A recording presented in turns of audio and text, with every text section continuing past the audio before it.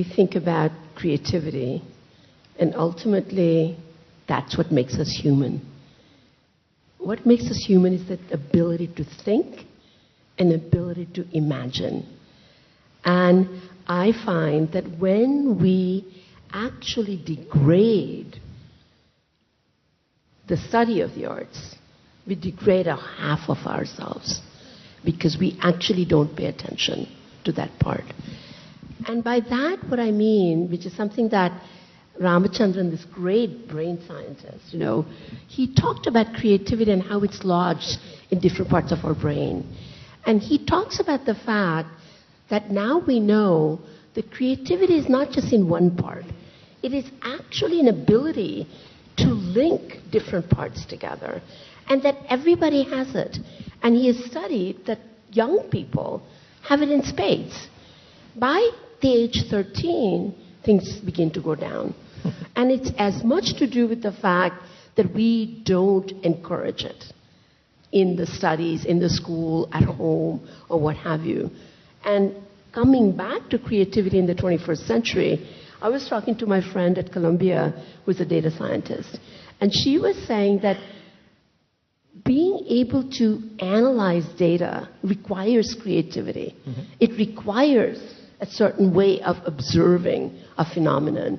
So for me, the study of the arts comes in sort of two ways. One is to explore your own creativity, whether it's in making something, music, dance, literature, writing, doesn't matter what it is. And the other part is the study of the arts, whether it's Shakespeare or it is wonderful Hindi poets and writers that are part of our tradition here in India, that if you actually study the arts, which I'm an art historian by training via political science, right? So I think about arts both in a social and political context, but I also think about arts in terms of what they impart.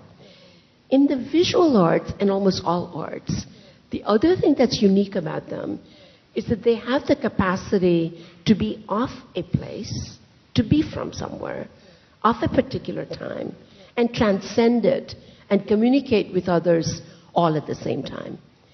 And when you study that, its origin, whatever it is, a 17th century wonderful Rajput miniature, which happened to be my field a long time ago, but to study it and to imagine how the artists are creating it, and at the same time, who are the patrons? Why does it matter today? Why is it that, in fact, the patronage today is in a very different place?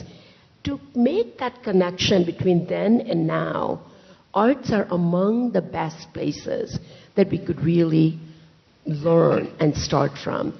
One of the things we're trying to do at Krea is to say that in this kind of Department of Creative Thought, as we call it, that it is both about exploring your creativity and understanding creative thought and where that goes. And you would be very happy to know, Gaurav, that somebody sent me something because of Krea that was an essay about C.V. Raman and his study of musical instruments. Mm-hmm. And he was particularly interested in the physics of mridangam and tabla, and then to think about the kind of mathematical precision by which you could create sound. What was it in the physics that created that mathematical precision that ultimately created this amazing spiritual, creative, dynamic kind of a sound?